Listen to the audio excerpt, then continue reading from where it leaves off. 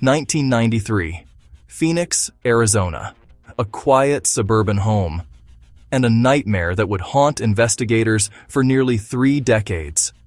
For 28 years, no one knew who killed Lynn Parker, until a single drop of blood, preserved on an old piece of fabric, revealed a name no one expected.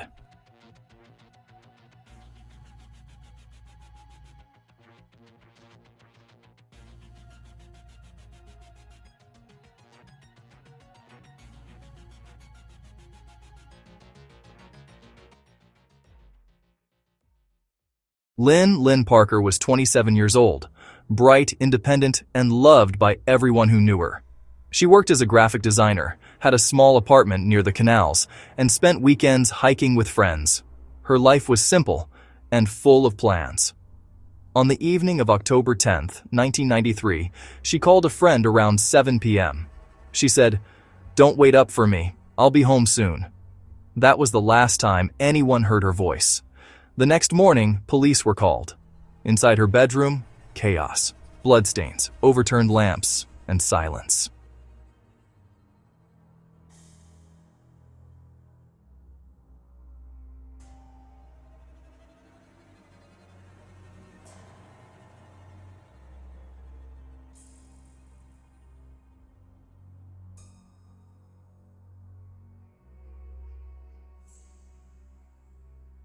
But among the mess was one tiny clue, a torn piece of fabric soaked in blood, too small to analyze back then, but destined to change everything. According to police reports, Lynn left work around 6:40 p.m. It was a warm Arizona night. She stopped by a convenience store near her apartment. Surveillance footage showed her smiling, unaware she was being followed.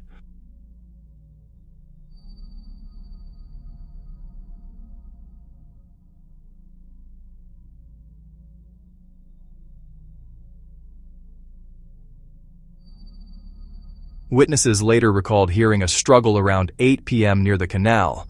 A neighbor said he heard what sounded like a woman screaming, but when he looked out, there was nothing. Just the water, rippling under the moonlight.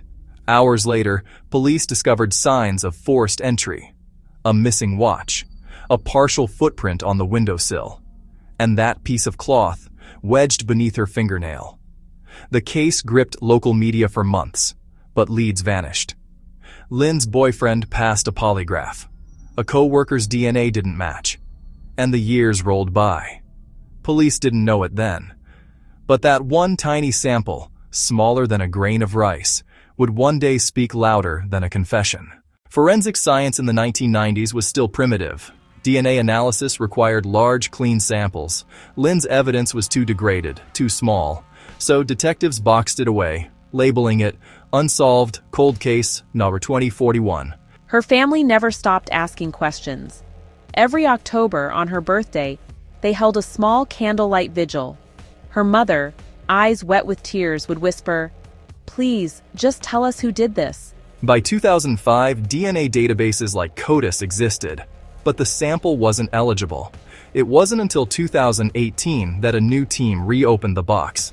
Detective Maria Gonzalez, a veteran cold case investigator, took another look, and she noticed something others missed. The torn fabric still held trace DNA. Technology had evolved, and so had genealogy science.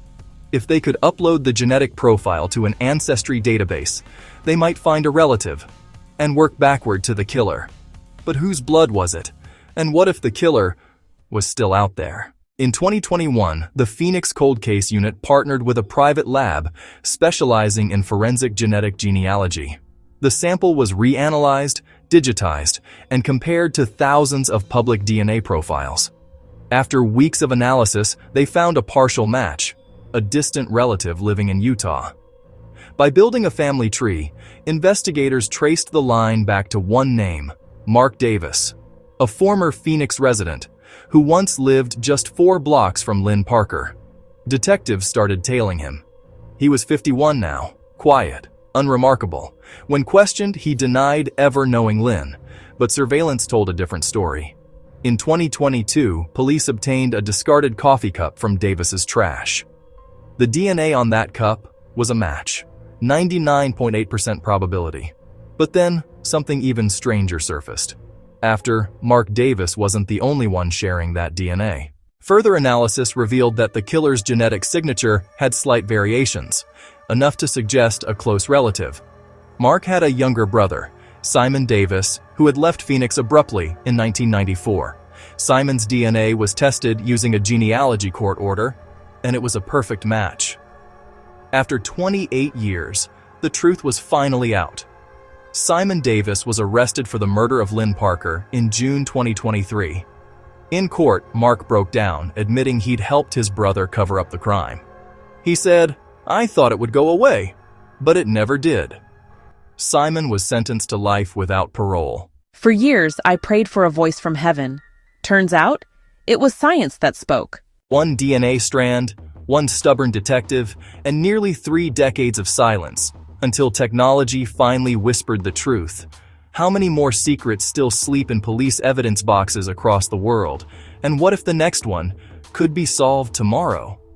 If you want to see more unsolved cases finally brought to light, hit that like button, subscribe, and tell me in the comments which cold case I should cover next.